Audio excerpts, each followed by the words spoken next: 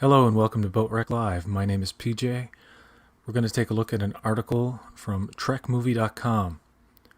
Star Trek showrunner talks why Picard needs Q and making Strange New Worlds look more like TOS.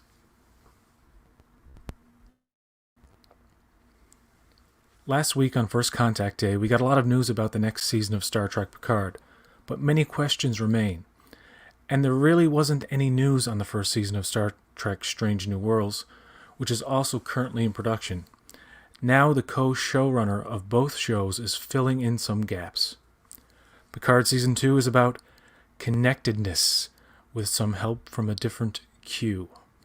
Akiva Goldsman is now doing double duty, acting as co-showrunner for both Picard and Strange New Worlds. In a new interview with The Hollywood Reporter, the executive producer talked about both shows and more, with the big news of First Contact Day being the return of John Delancey as Q for Season 2 of Picard. Goldsman addressed why they decided to bring the iconic character back. There are a lot of people who think of Q as a trickster god, right? And he is. But he also has a profoundly significant relationship in Picard's life. There's a lot of discussion in Picard Season 2 about the nature of connectedness. Q's kind of a great lightning rod for that, because in some ways he's one of Picard's deepest, not deep in the way that Riker is or Beverly Crusher was, but in its own uniquely profoundly deep relationship. Goldman also addressed the issue of how the often whimsical Q can fit in the more serious tone of Picard, while acknowledging that the time may not even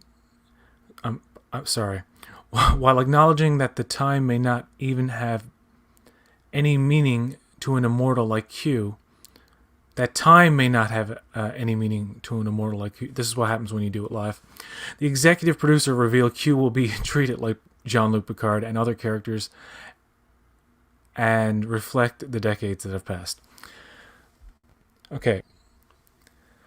He says, "We've definitely chose to follow suit when it came to him, so as we try to evolve other characters, the same is true of Q. This is a show of a different time with actors of a different age. We're now talking about the issues that come up in the last stage of your life. We wanted a Q that could play in that arena with Picard." In previous interviews conducted in 2020, Goldsman has said the writers have spent their pandemic lockdown ensuring Season 2 holds together from beginning to end. This is something that is important for a highly serialized show like Picard, and he acknowledged to THR, The Hollywood Reporter, "This was the biggest lesson learned from Season 1. If you're going to do a serialized show, you have the whole story before you start shooting. It's more like a movie in that way. You better know the end of your third act before you start filming your first scene." Well, yes, of course. Seeking to make Strange New Worlds and the USS Enterprise more like TOS. Switching to Strange New Worlds, Goldsman reiterated how they are going in the opposite storytelling direction. It's really episodic.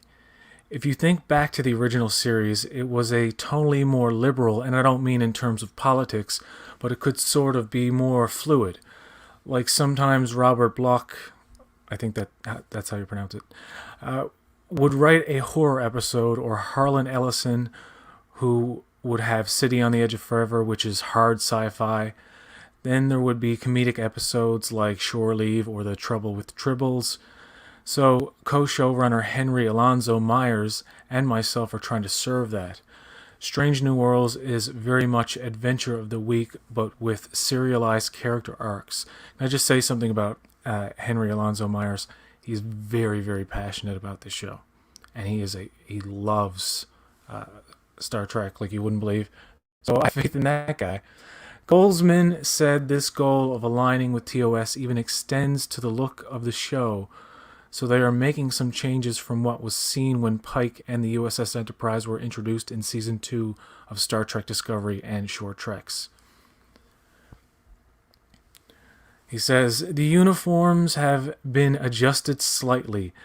The sets are slightly different. Remember, the Enterprise existed as a little piece of the show Discovery, but now it's its own object.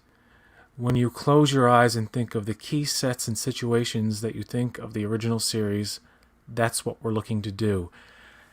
That's great. I really like that comment. Okay. And yeah, that's it. So,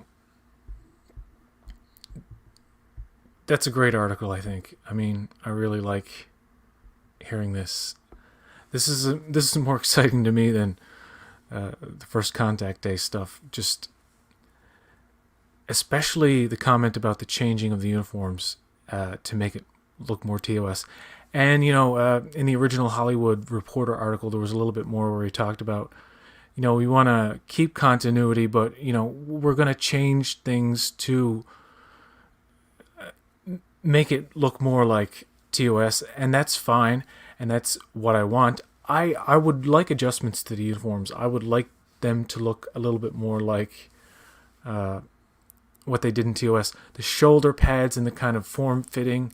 See, the thing about the TOS uniforms I found was they were relaxing and form-fitting, not form-fitting, but comfortable. They looked comfortable, and they weren't afraid to have like wrinkles and stuff like that. The future seems to be all about like everything's like seamless and just but you can tell with these uniforms that you see here from Discovery Season 2 that they look uncomfortable, and that shouldn't be. I mean, the whole idea, I believe, of the original series uniforms was that it was a more casual kind of a dress code, but it was still representative of Starfleet with the colors and the ranks.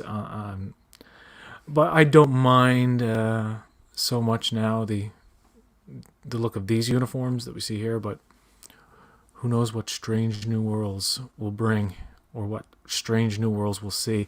I want to thank you for listening, and until next time, folks, live long and prosper.